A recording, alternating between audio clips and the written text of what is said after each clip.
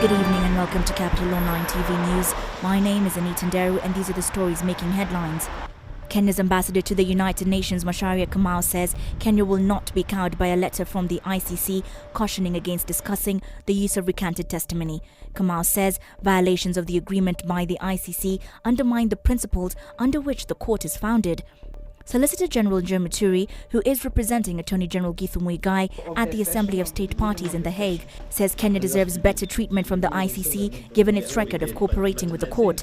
Macharia and Muturi are part of the Kenyan delegation that is led by Foreign Affairs Cabinet Secretary Amina Mohamed.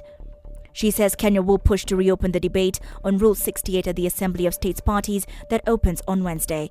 Kenya also wants an audit into the sourcing of witnesses by the International Criminal Court in the case against Deputy President William Ruto and journalist Joshua Arap Sang. The defense attorneys for interdicted geothermal development company boss Silas Simiyu and 8 others have challenged the bail terms set for their clients in the High Court. Simiyu's lawyer Kioko Kilukumi says the 8 million shilling cash bail set for his client is prohibitive and tantamount to denying his client his freedom. Chief Magistrate Kennedy Bidali this morning set Simiyu's cash bail and that of interdicted company secretary Praxidis Saisi at 8 million shillings. He set at 5 million shillings the cash bail for 7 of their co-accused who were on the GDC tender committee in 2012. The 9 have been charged with willfully failing to comply with procurement law in the awarding of a 1.7 billion shilling tender for rig move services, which they deny. Accused number 5 and 8, they shall be released on a cash bail of Kenyan shillings 8 million each, whereas the rest of the accused person will be granted a cash bail of 5 million shillings. Merck kicked off its second Merck Africa Luminary for the first time in Kenya. On the agenda is the Merck More Than Mother campaign, which is a collaboration with the University of Nairobi and Kenya Women of Parliament Association. Member of Parliament for Taita Taveta Joyce Lay says the initiative will define several interventions to reduce the stigmatization of infertile women and raise awareness of infertility prevention. And now we take a look at the business news, where ICT Cabinet Secretary Fred Matiang'i has called on communication specialists to help counter the negative perceptions of the country. Matiang'i says it is in their best interest to position the country as a land of opportunity.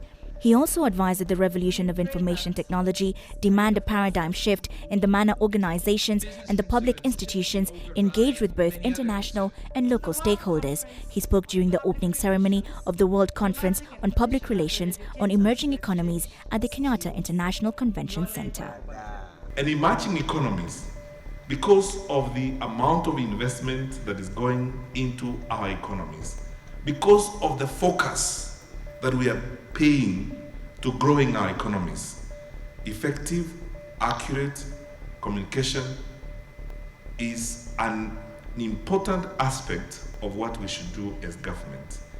And lastly, on to the sports news. Football Kenya Federation President Sam Nyamweya was interrogated by CID officers in Nairobi on Tuesday.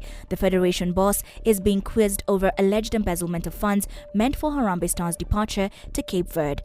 Nyamweya is alleged to have squandered 17 million shillings the government issued for the team's travel to Cape Verde on a chartered flight. According to reports, the FKF boss asked for 9 million shillings more, but the Ministry of Sports declined, only to wire it directly to airline company Skyward for the team to be allowed to board the plane.